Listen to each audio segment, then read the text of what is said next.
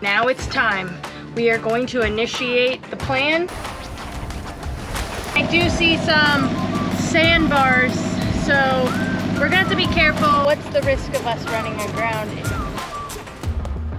Famous last words. I'm gonna do the best I can. What's up, guys? Welcome back to Sailing GBU. Today we are going to a very exciting anchorage that we're excited about now, especially because we have a motor. So we're gonna be able to do something tricky, something cool, and I hope it's gonna be fun.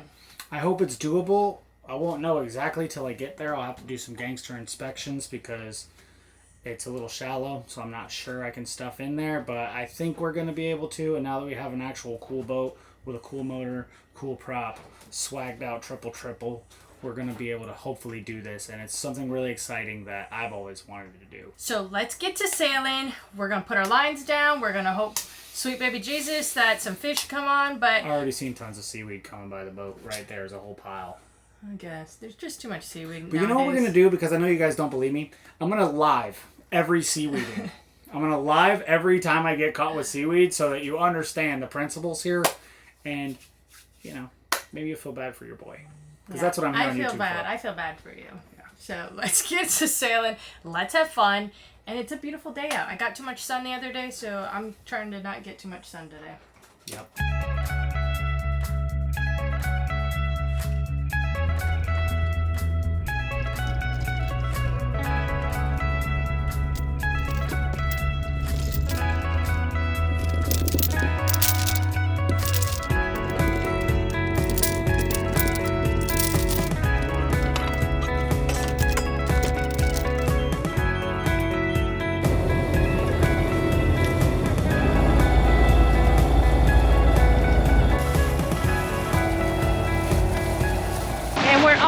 If you haven't been watching us for a while, we are located on the south side of Puerto Rico, and we are heading and initiating our hurricane plan for 2023. So we're glad to be back in Puerto Rico. We love Puerto Rico, and so far it's been really beautiful, but we haven't done much. So today's going to be a fun adventure that I think represents Puerto Rico pretty well. So we're off, and like I said before, I got burnt the last sail that I had. We weren't filming, and I was in the cockpit, shaded and everything, and somehow I think the sun reflected off the water and came up and burnt my face. I don't know how that happened because I wasn't out in the sun. So it's dangerous out here. The heat indexes are high. Is that what you call it? I'm not sure, but it's hot.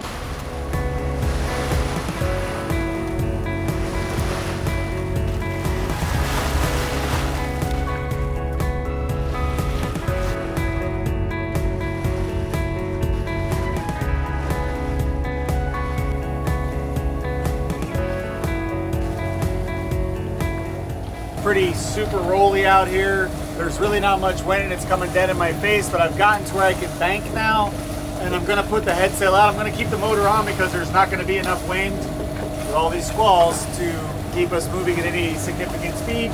So I'm gonna put the head sail out to balance me a little bit, hopefully keep me from rocking all that much. Maybe there's just enough wind to help me lay down a little bit.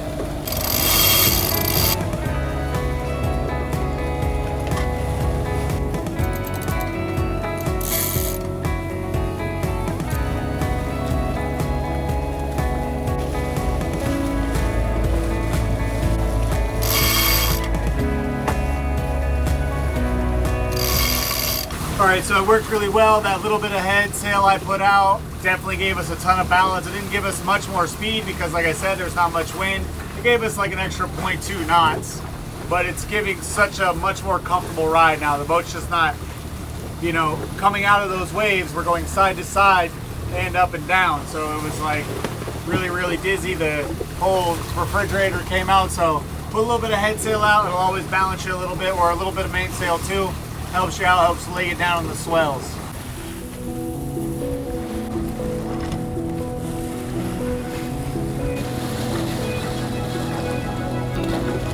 Alright y'all, so I've decided to try my hand once more at the dastardly tune. I want to catch me a tuna, I want to try, so what I have now, since obviously as you can see all the seaweed going by, I could have reached down and grabbed it. I don't have a planer, but I do have this diver here that I'll show you in a second once I get everything out. That's gonna pull me down, hopefully below the weeds, so that I at least have an opportunity to catch something. So here's my diver. Like I said, no planer, so I'm kind of flying by the seat of my pants here. My dog Lenny gave me this. So this will take me down, I know that, but I'm not sure if it'll react like a planer if I get a bite, and I'm gonna have to reel against an 80-pound tuna and this diver, so it could be a little wild, but we gotta try, because what we've been doing ain't been working. Now see, I did not just stick that little leaf on there. That was about 5 feet of it being in the water just to try to get it out. I went right through a patch and already have caught seaweed, so. Ew. Your Run out of mouth's hands. a little too close to that bait. There goes the deep sea diver.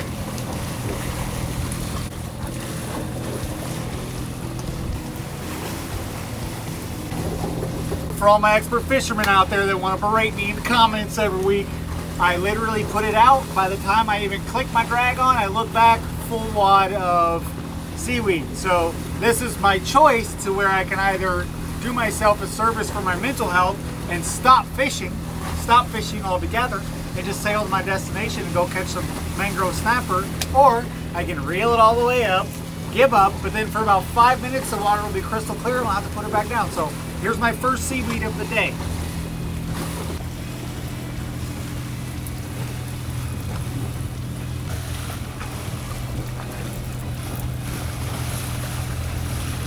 Stuck on your deep sea diver. Guess that didn't work after all.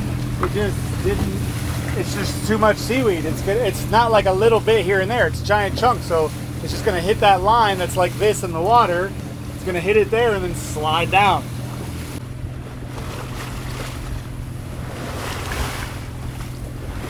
So if you're wondering why I set my chair up here on this tall perch that I have to precariously balance on, it's because when I'm sitting up this high, I can see across, and we're in the middle of Bing Bong Central, a million crab traps and all that stuff, and they're very small. Some of them are like even just Mountain Dew bottles, so you can barely see them till you're right up on them. So I sit up here so I can see, so that way I don't have to test out my shaft shark. We're getting close to our location. We have to cut through these reefs real quick to get there, and then we're gonna start an adventure.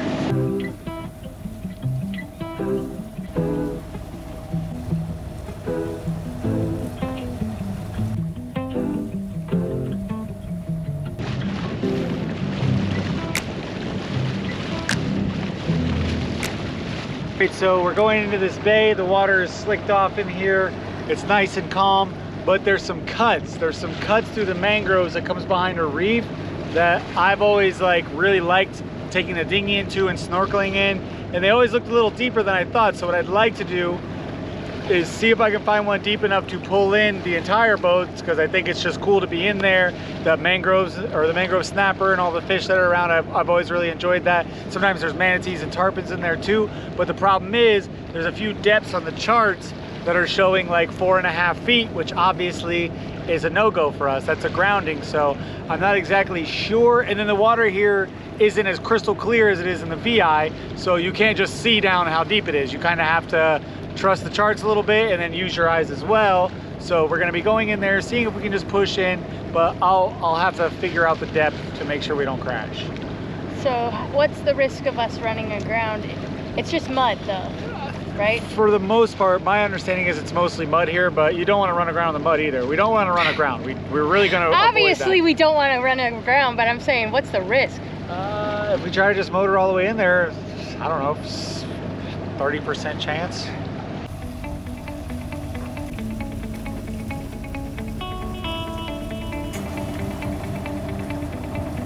We can see that the mangroves and the different cuts, and I do see some sandbars, so we're gonna have to be careful.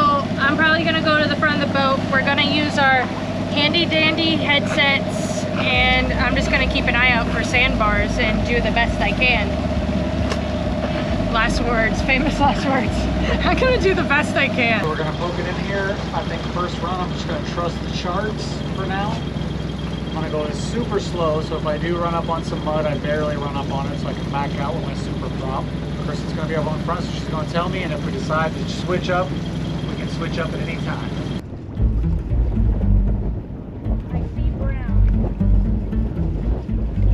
Yeah, there's a little bit of brown to the left.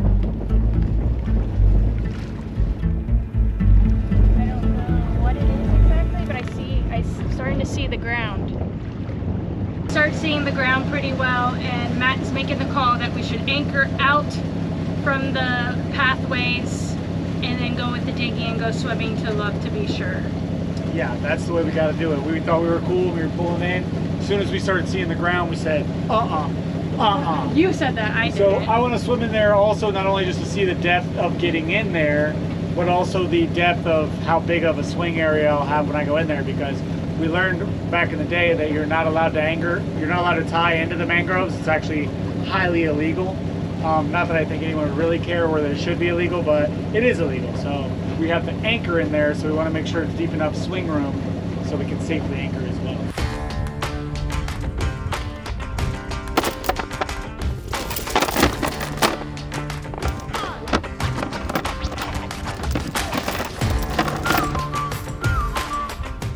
I can record my GPS coordinates on my Navionics on my phone. So the plan I have is I'm gonna put Kristen in the dinghy.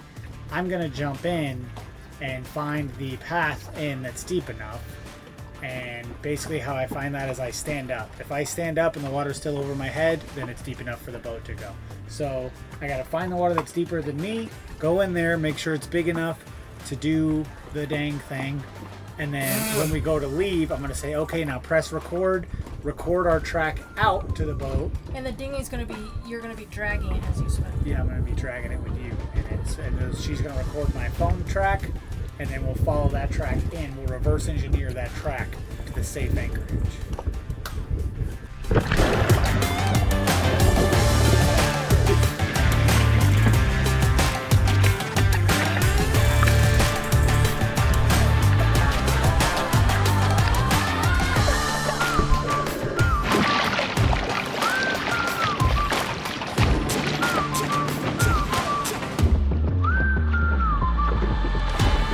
This is pretty fun for me, I'm not gonna lie. I feel like I'm in a chariot with my dolphin taking me around. How's it going, man dolphin? Good.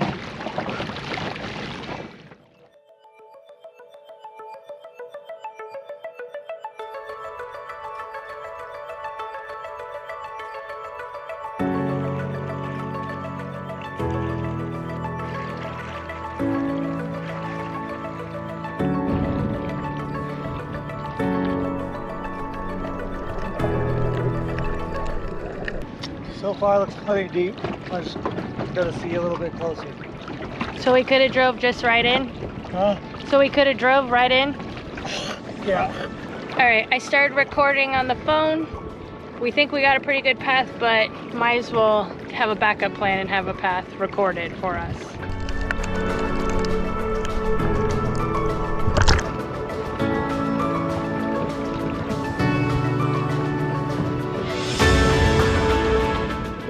We're back on our main boat, and now it's time.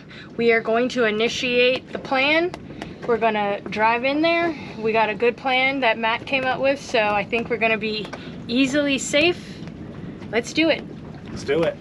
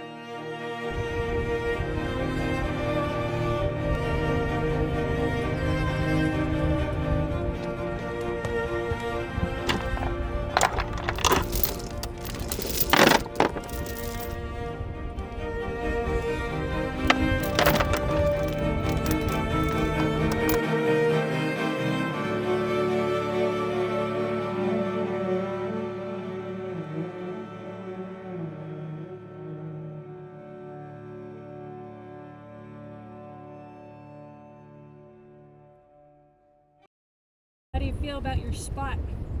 Feel good. Feel real good. I feel good about this spot because it's in the deepest area. It's going to be closer to the mangroves for fishing. Right now the wind is coming out of the southerly, southeast. So it's great for here, but even if the wind does return to a little more easterly as it normally does, we won't drag into those mangroves. So we got good holding, good depth on every which way we could swing. I think the fishing's going to be good, and we're going to get good airflow down this cut here. Airflow is important to me. Airflow es muy importante por mi amor.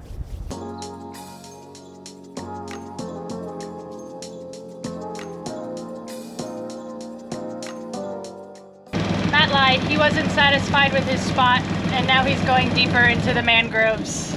That's because I'm a liar, guys. I'm never satisfied. But I do it for you guys. I don't do it for me. I do it so the drone shots are better. Maybe we catch more fish. And I do it for y'all. I don't do it for me. Yeah, right. Don't listen to him. He wants to catch those snappers.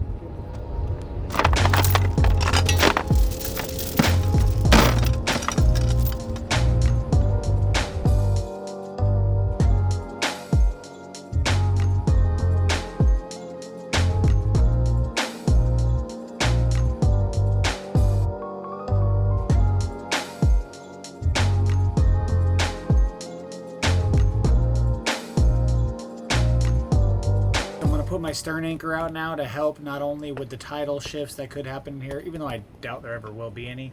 I was a little nervous because another boat did pull in here. A lot's changed in the past couple of years since we've been here. Maybe this is a big mangrove party spot now. I don't really know, but I know that tomorrow is sábado, it's Saturday.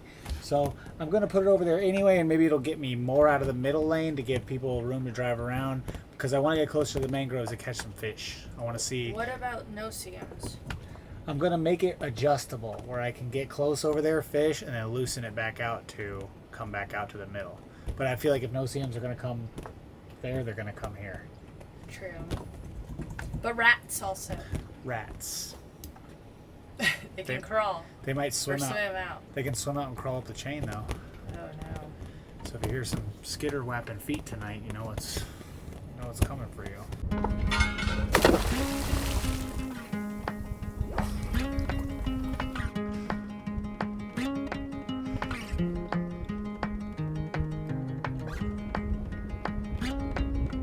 Alright, so I stuck my anchor in the mud just off the mangroves, and I think we're going to have a good pull in there. Tons of seaweed even came in here though to get me. I know I feel like I complain a lot about that seaweed, but I mean, what are the odds?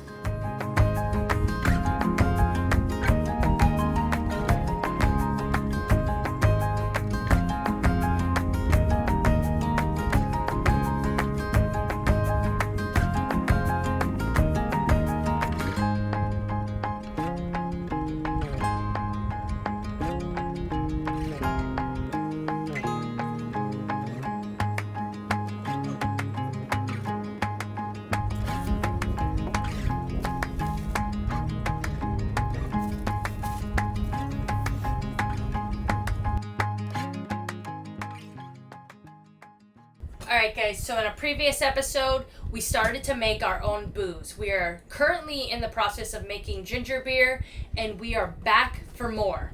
We are up on our 4 to 5 days of fermenting the sauce. I don't know what to call this.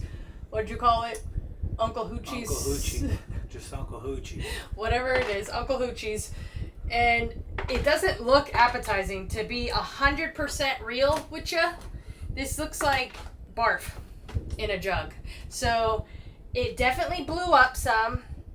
I thought we had more of a crack in the lid, but we didn't. The whole thing is gassed, and it doesn't even go flat on itself anymore, so that's pretty dangerous. But that shows that it's making that good liquor.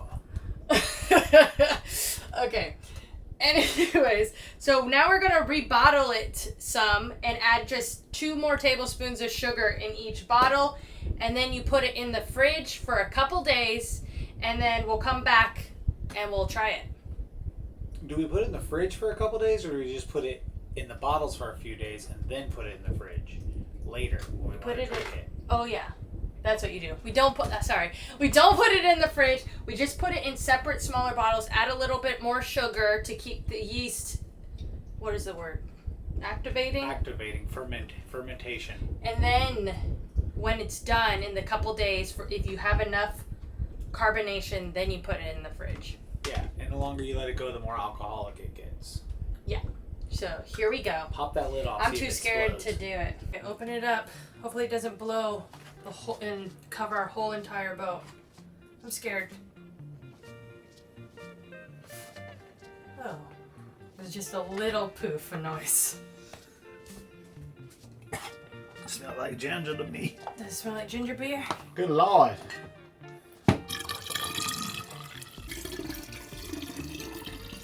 2 tablespoons of sugar for every 1.5 liters that you bottle up. We only have 1 liter, so we're doing a little less than 2 tablespoons. We're just per guessing. bottle. Yeah, we're fudging it. Do I shake it up? I don't know.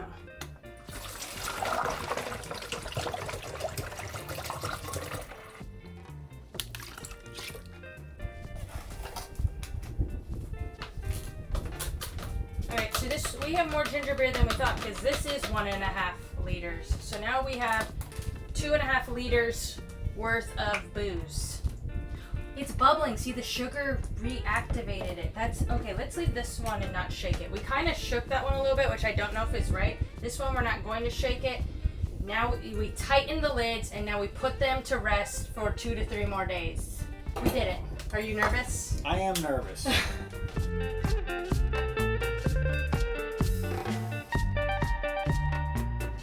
All right, guys, it's been 3 days. We have fermented our ginger beer, and it's time to try it. I'm really scared. I don't know what it's gonna be like. As you can see, the bottom here has puffed out, the plastic has, and it like barely like stands on, and there's a lot of weird, what would you call that, Matt? Sediment built up in this. So I don't know if there's going to be any carbonation. Obviously, if this built up like that, you would think there is, and that's what's going to make it good. So I'm going to let Matt open it, so if it blows all up, it goes all over his face and not mine. We're just a couple of rookie hoochers, so, you know, obviously I'm going to put my life at risk for this. Okay, here you go. Let me get out of the way. I don't want your hooch going in my face. Let's see if we hit the carbonation when it's done. Let's see. Whoa, whoa, oh, no. whoa, whoa, whoa, whoa! Problems. Bro, that's real good. That's real sody. It's real sody. It's way more fizzier than I thought it would be. And it like juked up the sediment. Oh my gosh, we need some ice. Do you have any ice? Probably in there. I'm getting notes of Dominican Republic vanilla, touches of Puerto Rican ginger. Ooh, I'm getting like a slight desalinated water mixture. All right. Well, I'm not crazy about like the chunks that's in it. We should have like sieved it out. Wait, do we have one? I don't think we do. No, We don't. no. We're barbarians. Maybe you can put your finger somewhere. We could pour it through a napkin. Whatever. Okay, that's good. You don't want too much sip? Okay, now hurry, put the lid back on our soda. Yeah, we don't want our carbonation coming out. All right. It's time to sample it. You ready?